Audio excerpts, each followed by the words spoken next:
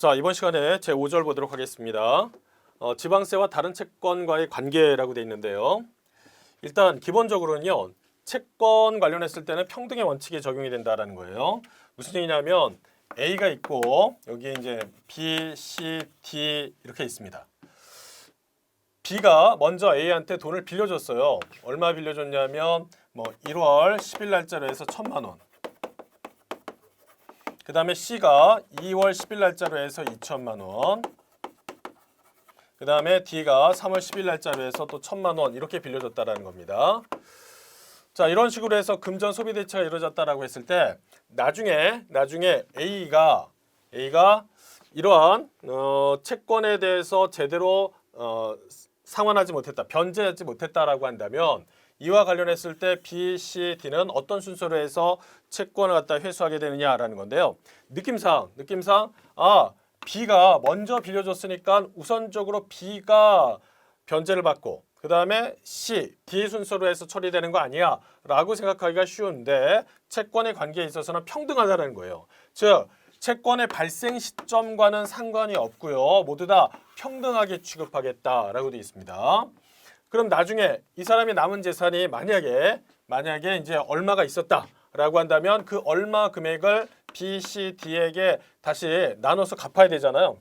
나눠 가져야 됩니다. 그러면 그때 어떻게 하냐면 발생 순수와 상관없이 전체적인 채권 금액에 비례해서 예를 들어서 전체가 4천만 원이다라고 한다면 남아있는 A의 재산에 대해서 4천만 원에 1,000만 원, 4천만 원에 2천만 원, 4천만 원에 1,000만 원 이런 순서로 해서 나눠 갖게 된다는 거죠. 이게 채권 평등의 원칙이다 생각하시면 되겠습니다.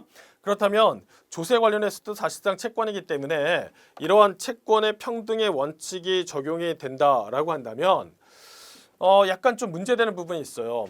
예를 들어서 A와 B, C, D 간에는 사인 간의 이러한 관계에서 발생된 채권이잖아요. 반면에 조세다라고 한다면 지금 지방세다라고 한다면 지방자치단체의 재정을 갖다가 조달하기 위한 목적으로서 여러 가지 공익적인 활동을 갖다가 수행하고 있다는 겁니다. 자, 그러한 조세 채권을 갖다가 그냥 일반적인 채권과 동일하게 취급한다라고 한다면 우리가 조세 채권을 통해서 소기의 목적을 달성하고자 하는 바를 제대로 이뤄낼 수 없다라는 거죠. 그래서 지방세 관련했을 때는 몇몇 우선순위와 관련해 가지고 우선되는 부분이 있다라고 보시면 되겠습니다.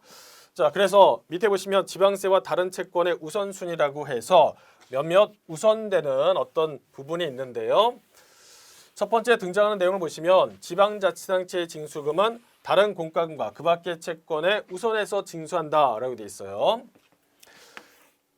자, 그런데 무조건 지방세는 다른 채권에 비해서 우선하느냐라고 한다면 그로 인해서 기존의 여러 가지 채권 관계라든지 그다음에 채권자의 권리를 보호하지 못하는 부분이 있을 수 있잖아요. 그러니까 무조건 앞세울 수는 없고 여러 가지 상황을 고려해서 순위를 조금 조정하는 편입니다. 교재를 보시면 이제 표가 나와 있는데요. 그 표에 이렇게 돼 있어요.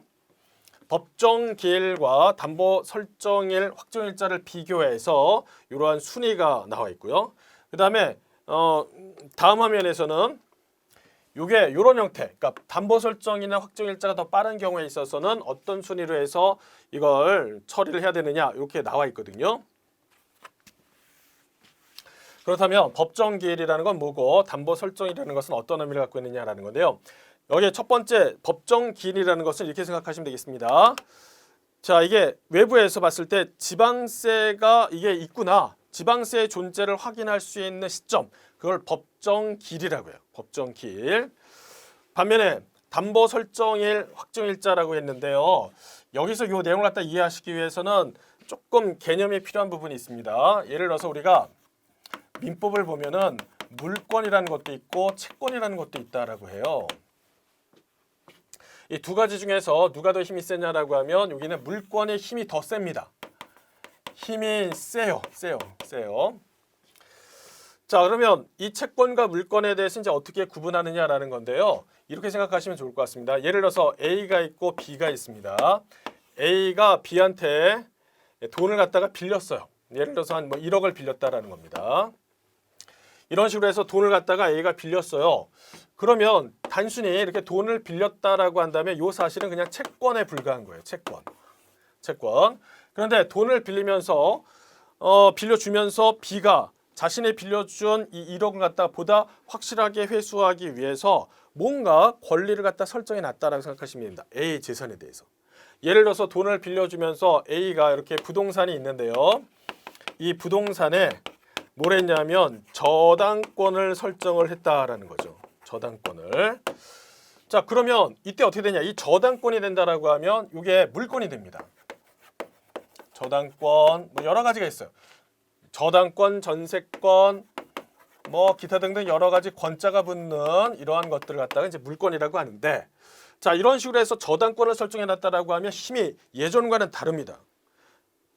그 전에 단순히 이렇게만 했다라고 한다면 그냥 1억 이렇게 채권에 불과했지만, 만약 A가 똑같은 1억을 거래하면서 C가 이 1억을 빌려주면서 지금처럼 저당권을 설정했다라고 한다면 이거는 물권이 된다는 거죠. 물권. 그러면 둘 중에 힘이 누가 더 세다라고요? 물권의 힘이 더 세다. 그래서 이렇게 해가지고 같은 시기에 B와 C 관련했을 때 1억을 각각 빌렸는데 여기는 아무런 액션을 취하지 않은 상태에서 그냥 단순하게 채권이었다라고 한다면, C는 1억을 빌려주면서 여기에 저당권을 설정했어요. 그러면 물권이 된다라고 했죠. 둘 중에 힘이 누가 더 세냐라고 하면 얘가 더 셉니다. 물권이.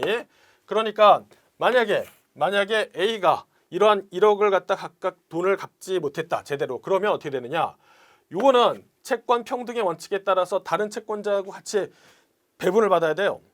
근데 여기 있는 저당권을 설정하게 되면 물권이 되기 때문에 우선적으로 채권에 비해서 우선적으로 내가 이 채권을 갖다 회수할 수 있는 길이 있다라는 거죠.